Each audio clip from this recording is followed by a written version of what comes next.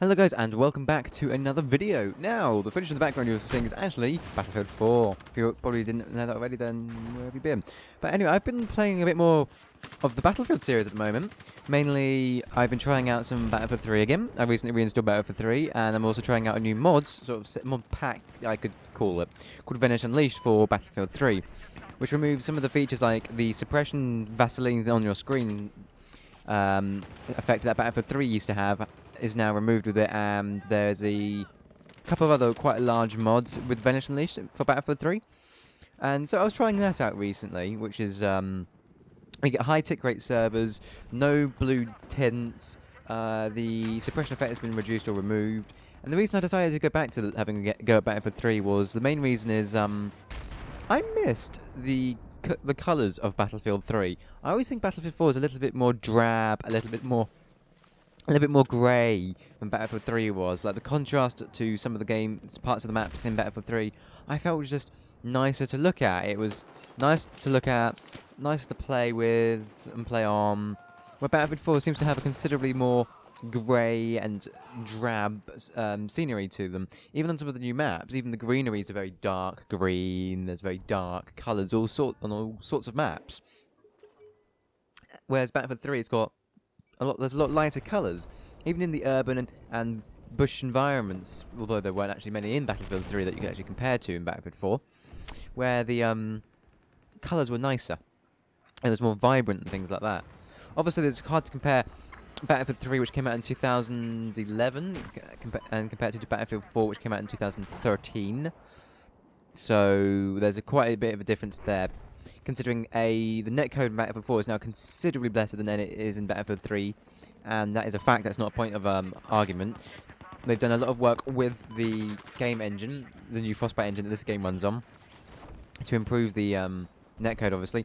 But my main topic is to talk about Battlefield 3 Venice Unleashed, and as the video, the title states, is what my opinion is on Battlefield 4. Now the game's been out for just under 2 years. It's over 2 years now, just over 2 years.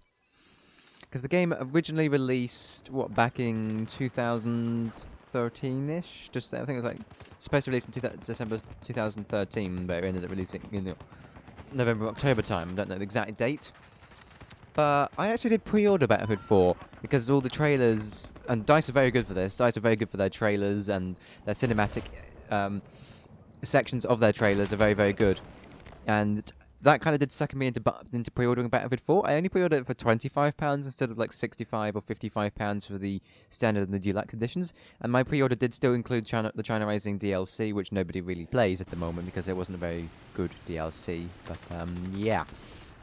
Let's brush over the DLC anyway, because my main topic is how the base game has improved over the last 2 years compared to its launch. Now, when Battlefield 4 was released, it was really poor state. It would lag on all platforms. PS3, Xbox 360, PC was terrible for lag. Even though back when Battlefield 4 launched, I did have my AMD 6100 overclock. Actually, no, I didn't have it overclocked at the time. It was running at 3.3 GHz and an NVIDIA GTX 650 with a 1GB card. Then I upgraded to the 2GB card about a month after the game launched. That's not a bad little computer, considering I didn't pay a great deal for it. The game really, really, really lagged. The beta, I had to play an 800 by 600 with about 24 frames per second. When the game launched, I was expecting it to be better. I had to basically do exactly the same things I had to do in the beta, turn the settings right down, play in windowed mode, play in resolution scale down. The game looked horrible. Even on the consoles, and I actually looked at the Xbox 360 version when it was in the beta, because I did also have an Xbox 360 beta access. So I did play it on there as well when it went into open beta, and the game looked absolutely trash on the Xbox 360 as well. None of that, it would lag and it would also freeze and crash, or it would force me to turn off the console, which wasn't very good. Yeah, it's not how you want your game to launch.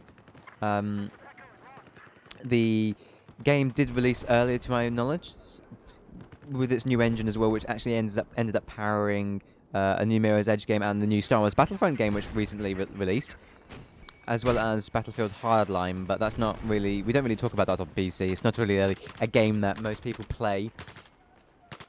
but the development between Visceral and DICE have made the Frostbite engine considerably better than it did than it was when it launched. There's been a lot of improvement on the game, but it did take them about 6 months to get the game to a point where I would be playing it again, because I would get crashes, I would get freezing, the amount of like you'd fire a shot and it wouldn't hit, or you would fire a round and it would hit, but someone would turn around and kill you. You get killed behind corners.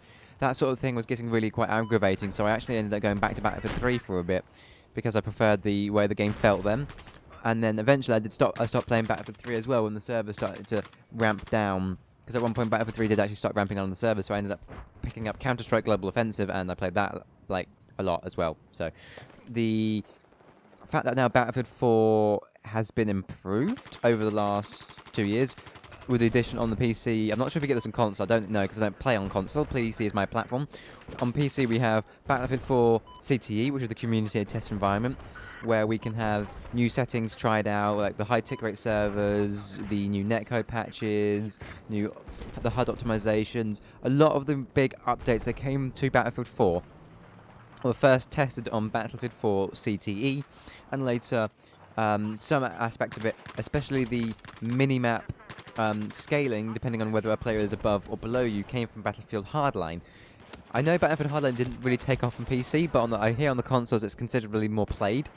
And the addition of having Battlefield Hardline and Battlefield 4 CTE using the same game engine as Battlefield 4 has taken the game engine and hence Battlefield 4 into a much better state than it was when it originally launched.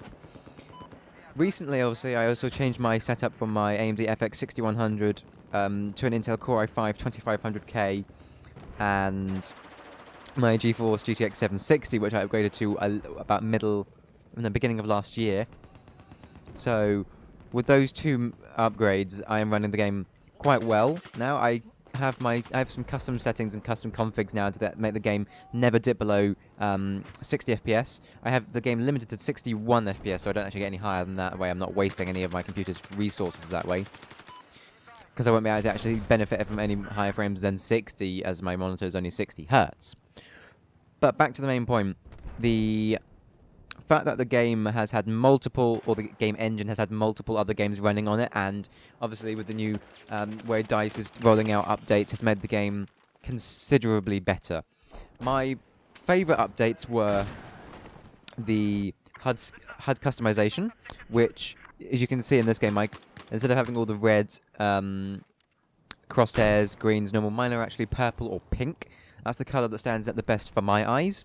So I've got my tank, boats, helicopters, crosshair, sights are all customised colours. The HUD has shrunk a bit. The opacity of the friendly names is lower than the hostiles, which is another custom part, thanks to the new update that brought in a while ago. Also, the new high tick rate servers are amazing. They now run at 60 Hz. Which I believe is 6 times faster than Battlefield 3's servers, because I believe that they run at 10 Hz. They've also done a lot of optimization with the graphics settings, so I can actually run the game at really nice settings while still maintaining a smooth 60 FPS. And barely ever dipping below that, even when the tower is coming down, or there's explosions going off, or there's lighting, etc., etc. The fact that we get the ability to test these settings before they roll out into the main game is really a big benefit, and I do thoroughly enjoy having the CTE environment. I believe it's coming to consoles. I'm not too sure, though. Don't quote me on that. And the just general polished nature of Battlefield 4 now is really nice. Because, as I said, I did pre-order this game, and that was probably one of my biggest mistakes and my biggest regrets, was pre-ordering a game based on its trailers. Now I have learnt my lesson from this game. I'm never going to pre-order a game again. I'm going to buy the game soon after launch, and if it is a disaster, like Battlefield 4 was on its launch, with its crashes, its lagging, its performance, its optimization, then yeah, I'm going to stray away from it for a couple of months. So that's what I did with Battlefield 4 before it got its major updates, which it thoroughly needed as a game to function correctly. I have now hopped back into it. And that is exactly what I wanted. I always did like the Battlefield series. I mean, I got into Battlefield when I got my first gaming PC, which hence was a low-powered PC, but it did run the games fairly well for the time. Going back to Battlefield 3 now, I can see how much Battlefield 4 has improved than compared to its launch. Although I still like the art style and the colours and the contrast of Battlefield 3. As I said, the hit detection in Battlefield 4 now, vanilla Battlefield 4 compared to vanilla Battlefield 3 is way better. Like, as I said, I think the hertz is 10 hertz for Battlefield 3 and then it's 60 hertz for Battlefield 4. So as I said, the detection rate or the refresh rate of the servers is 6 times faster, and you can really feel that with the way the game now feels. And I do miss Battlefield 3. I will hop on it now and again. But obviously, Battlefield 4 being the main title. Now that the Frostbite engine and the game has been polished, I can see a lot of future games coming out on this engine, which are going to be running really well. I mean, for example, when the Star Wars Battlefront beta launched, that game was using the same engine as Battlefield 4. That game looks so amazing, and it ran so well in the beta. Like, I think with this engine being built up the way it is now and optimized and fixed, a lot of games that are going to be running on this are going to be running well. And I hope that games that launch in the future can follow the example of this game now, not when it launched. I'm fucking fed up of having games launch that are laggy, are broken, or lacking features. And I hate day one DLCs. I hate them. Either have free DLCs, which Battlefield 4 has done as well. You get Night Operations, the community map, and the latest one. Can't remember the name of it, but that doesn't matter at the moment. More games need to follow in the suit of being decent performing games at launch. I don't want to see more broken games appearing in the future. I'm fed up with broken games. Anyway, for the last few minutes of this video, I'm actually going to go switch to a new topic, and that is talking a little bit more about Battlefield 3. Again, I know, Battlefield 3 again. And this new Venice Unleashed mod pack that we're getting for the game. Now, most people know that the DICE and EA games aren't really that moddable. Well, this game, or this mod pack rather, it still requires you to have a legitimate copy of Battlefield 3. So you still have to buy the game to be able to actually run this. But the way it works is it runs off its own dedicated servers, it doesn't run off EA servers, which means we can get higher tick rate. I think we get 60 or 30 hertz and then 100 and simulated 120 hertz servers.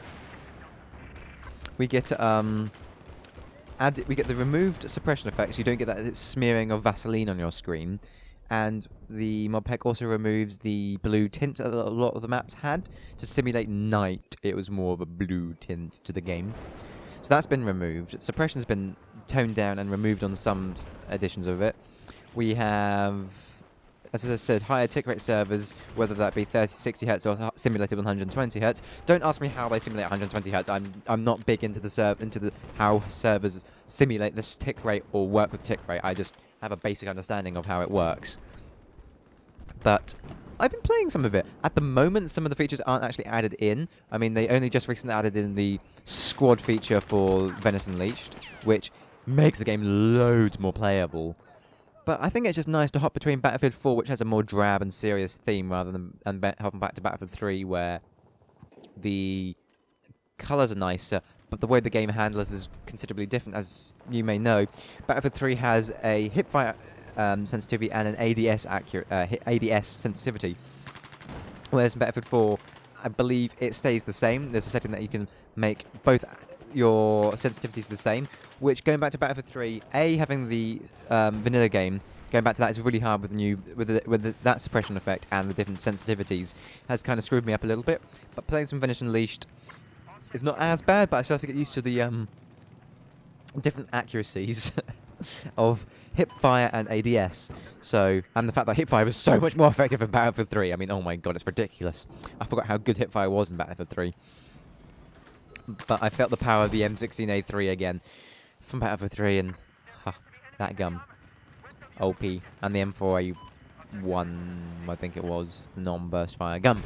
So, currently I've been playing a lot more Battlefield in general, which is nice because this is the game I kind of started playing the most on PC. I think I have about 500 hours in Battlefield 4 and 400 hours, no, 500 hours in Battlefield 4 and 300 or so hours in Battlefield 3.